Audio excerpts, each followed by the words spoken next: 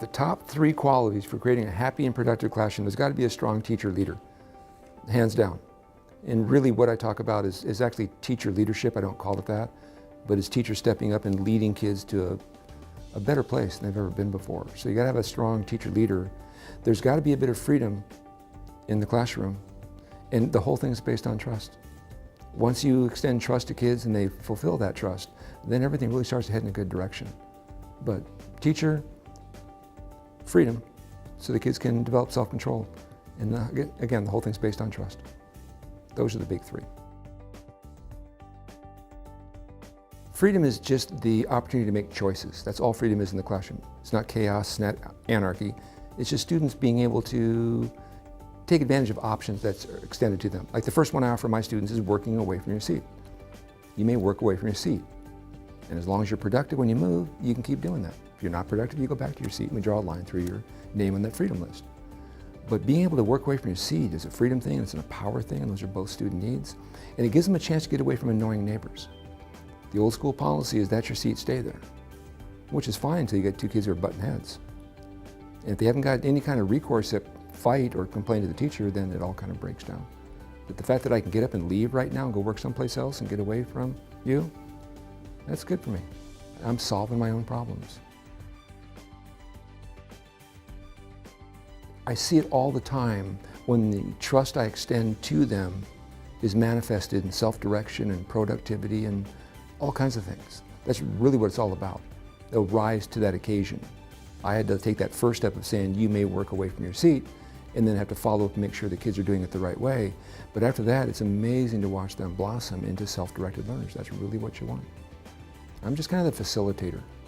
That's all I am in the classroom. I facilitate their learning. I love that role. The few takeaways I hope they picked up on today, it's all about the relationship. That's it. There's the 5-second version of any talk I do. It's all about the relationship. But then also we have to have that understanding of how the brain operates, the influences of the limbic brain and the prefrontal cortex, but creating a bit more structure so kids actually have more freedom, being patient, allowing new ideas to actually kind of grow roots before you see any real fruit come out of that. And just, more than anything else, reality can be changed. Just because you're in a situation that's not really good for you, you can change it. You don't have to put up with that bad reality. I think the next big breakthrough in teaching and learning is when we integrate the right brain in what goes on. Because we know most memory resides in the right brain, and the right brain is the crude term for the limbic brain. But if teachers were given lesson plans that integrated the right brain, you'd see learning skyrocket. And the example I always give to teachers is like this one.